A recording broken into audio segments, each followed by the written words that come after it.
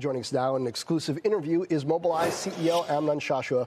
Amnon, good to see you again. It's been a while. So I'm really interested in this autonomy roadmap you laid out and what it means for Mobileye versus Tesla and Google's Waymo. You've got supervision technology where you need somebody in the driver's seat paying attention. You've got a robo-taxi, which does its own thing. Explain, please, your argument that your technology is going to end up being lower cost, higher quality.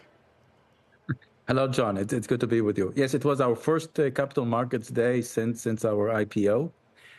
We had people come over and test drive Polestar 4 and Zeekr and also the ID Buzz, our robotaxi, driving an hour-long and deep urban roads in Munich, completely hands-free, no interventions whatsoever. And the Polestar 4 and Zeekr are production vehicles. Polestar 4 is coming out now in Europe and hopefully during next year also in the US.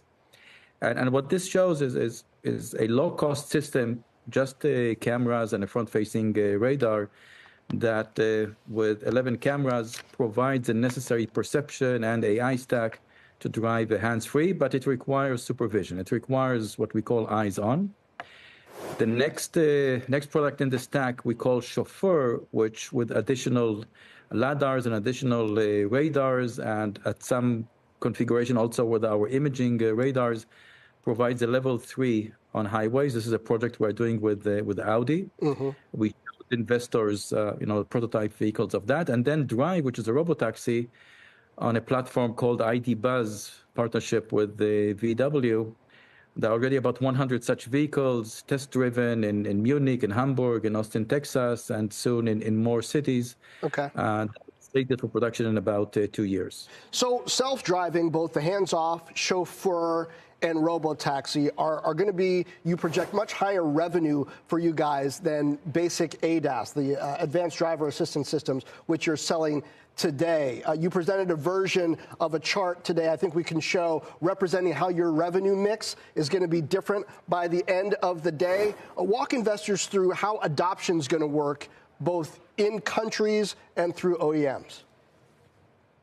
So when we're talking about adoption of supervision, today we have supervision in China and in 2026 starting in the West with the Volkswagen Group, Audi, Porsche, and additional brands of Volkswagen. We are in deep engagement with about 9 of our 10 biggest OEMs at different stages of nomination. Some of those are really at the finish line.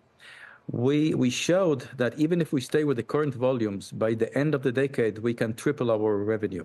And this is with a very conservative assumption that our volumes do not grow, which I believe will grow substantially. So we're talking about a big spike in revenue.